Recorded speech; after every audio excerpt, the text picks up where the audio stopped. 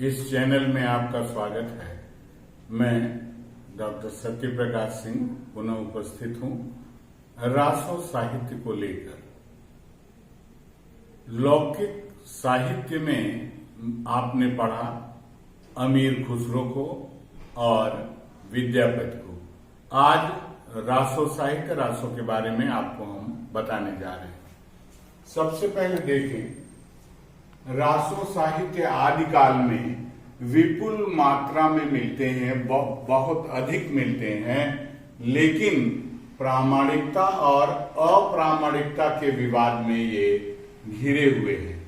अर्थात बहुत महत्वपूर्ण होते हुए भी कुछ विद्वान इसे प्रामाणिक मानते हैं और कुछ विद्वान इन्हें अप्रामाणिक मानते हैं। रासो शब्द की व्युत्पत्ति कैसे हुई, पहले हम इस पर विचार करते हैं। रासो शब्द की व्युत्पत्ति पर विद्वानों में मतभेद है। आचार्य रामचंद्र शुक्ल के अनुसार रसायन शब्द से रासो शब्द की उत्पत्ति हुई है। नरोत्तम स्वामी रसिक शब्द से रासो की व्युत्पत्ति मानते हैं। नहीं होना। आचार्य हजारी प्रसाद द्विवेदी भी उक्त मत से सहमत हैं। अगले विद्वान हैं माता प्रसाद गुप्त जी। रास या रासक या रासों में कोई भेद ये भी नहीं मानते हैं तथा रासक से ही इसकी उत्पत्ति मानते हैं। उदय नारायण तिवारी जी भी रासक से ही रास की उत्पत्ति स्वीकार करते हैं। शारदा तन्मय द्वारा रचित भाव प्रकाश के नाट्य शास्त्र में विवेचन में लास्य नामक नाटक के 4 भेद माने गए हैं। 4 भेद हैं: श्रृंखला, लता, पिंडी और भेदक। लता के 3 भेद हैं: दंडक रासक, मंडल रासक और नाट्य रासक। नाट्य रासक से ही गीत नृत्य परक रासो परंपरा विकसित हुई है। माता प्रसाद गुप्त जी के अनुसार इस धारा की कृतियां विशेष अवसरों पर या पर्वों पर नृत्य वाद्यार्थ के साथ गाई ही नहीं जाती थी, अपितु अभिनीत भी होती थी। तात्पर्य एकदम स्पष्ट है।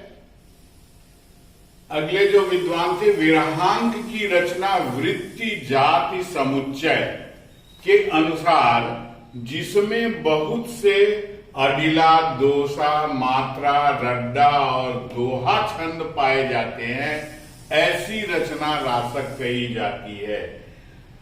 वास्तव में छंद वैविध्य परक परंपरा में यह सारे छंद मिलते हैं।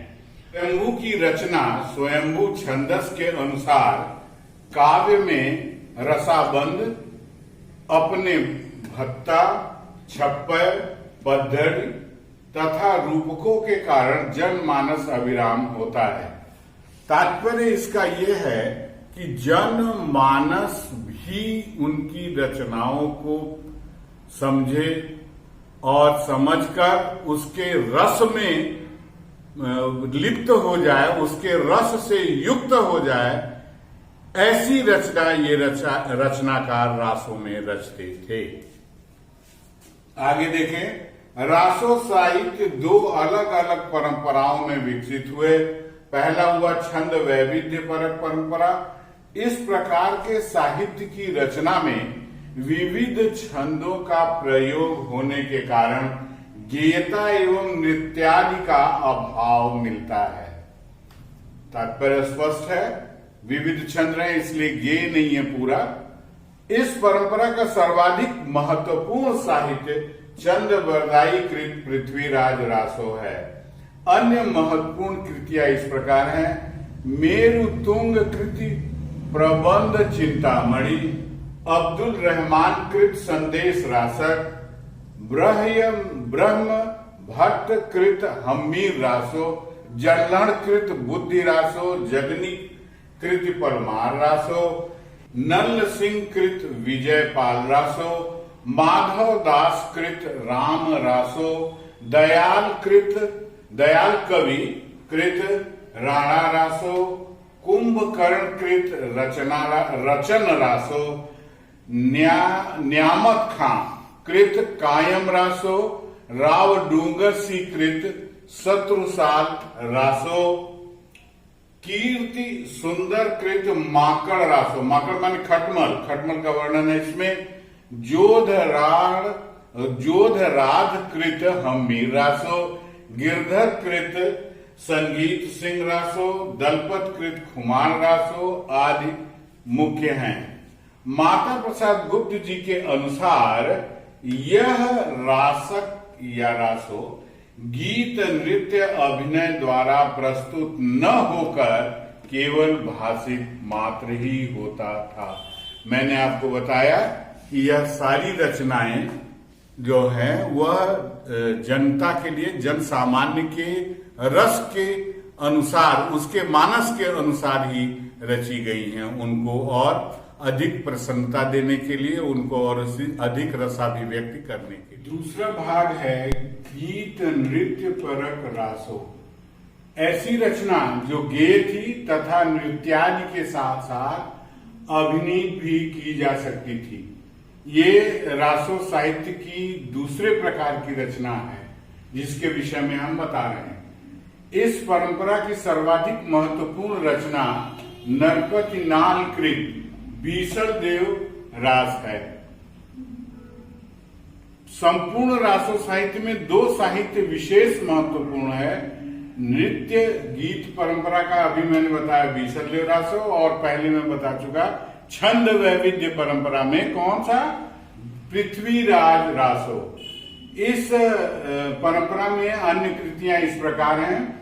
अंबा देव कृत समरा रास, जिन दत्त सूर कृत उपदेश रसायन रास, शालिभद्र सूर्य कृत भरतेश्वर बाहुबली रास तथा बुद्धि रास, आसगु कृत जीव दया रास तथा चंदन बाला रास, धर्म सूर्य कृत जम्बू स्वामी रास, विजय सेन कृत रेवंत गिरि रास, पल्लण कृत रेमी जिड़ंद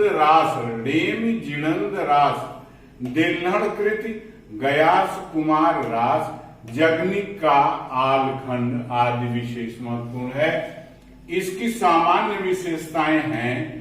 रासक या रासो शब्द एक ही रचना में उपलब्ध होते हैं। रासो काव्य में विविध विषय यथा श्रृंगार, भक्ति तथा वीर रस आदि मुख्य रूप से मिलते हैं। नृत्य गीत परक रासो काव्य की अधिकांश रचनाएं जैन रचनाकारों द्वारा रची गई हैं, किंतु नरपति नाल कृत बीसल देव रासो दरबारी कवि के द्वारा रचा गया है। यहाँ एक बात और बता दें, जिसमें सूर्य शब्द लिखा हुआ है, शालिभद्र सूर्य, सूर्य शब्द जिन दत्त सूर्य, सूर्य शब्द खास तौर से जैन रचनाकार जो थे, जैनी जो थे, उनके लिए प्रयुक्त होता था। उनके द्वारा रचित साहित्य को ही हम इस काल में भी पाते हैं, जो धर्म से अलग हटकर जिन्होंने रचना की है। अब आगे देखिए,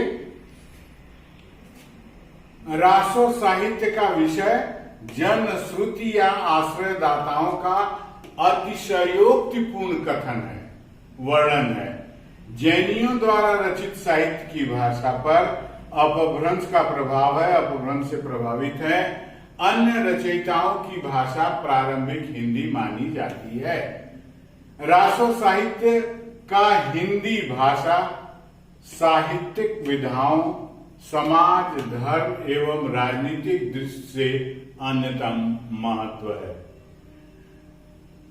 रासो साहित्य की समस्त विशेषताओं को एक साथ रेखांकित करते हुए डॉक्टर माता प्रसाद गुप्त जी कहते हैं, रासो काव्य में विषय, वस्तु, रस, शैली आदि का कोई प्रतिबंध नहीं है। उनके विषय धार्मिक भी हैं और लौकिक भी। जहां एक ओर शांत रस ही एकमात्र रस है, वहीं दूसरी ओर वीर और श्रृंगार भी अंगीरस है। रचनाएं एक ओर कथानक का विकास करती हैं तो दूसरी ओर कथानक उसमें है ही नहीं, केवल विषय निरूपण है। कथानक कभी कभी धार्मिक है, पौराणिक है, ऐतिहासिक है, तो कभी निराकल्पित है। डॉक्टर माता प्रसाद गुप्त जो आदिकालीन रासो साहित्य के विद्वान हैं, उनका यह कथन है कि किसी भी प्रकार की भावाभिव्यक्ति जो भी रचनाकार के हृदय में, मन में उभरता था, उठता था, उसको लेकर वह रचना करते थे। विषय की प्रतिबद्धता न तो जैनियों के लिए थी, न तो अन्य लोगों के लिए थी। इसके पहले मैंने आपको विद्यापति, अमीर खुसरो और आदिकालीन साहित्य का नामकरण इत्यादि सब कुछ आपको, सिद्ध साहित्य, नाथ साहित्य, जैन साहित्य, सब कुछ आपको विवेचित किया और बताया है। आगे हम इसकी भाषा का नाम डिंगल और पिंगल, रासो साहित्य की भाषा का नाम डिंगल और पिंगल दिया जाता है, उसके बारे में हम आपको, उसकी उत्पत्ति के बारे में आपको बताएंगे। पुनः आपसे निवेदन है कि आप कि जो भी और अधिक जानकारी चाहें या जो न समझ में आया हो, आप कृपया कमेंट बॉक्स में जाकर कमेंट करें, जिससे मैं उसका उत्तर शीघ्रातिशीघ्र आपको दे सकूं। अंत में यह कहना चाहता हूं कि जिन्होंने सब्सक्राइब नहीं किया है, सब्सक्राइब करें, लाइक करें और शेयर करें। धन्यवाद।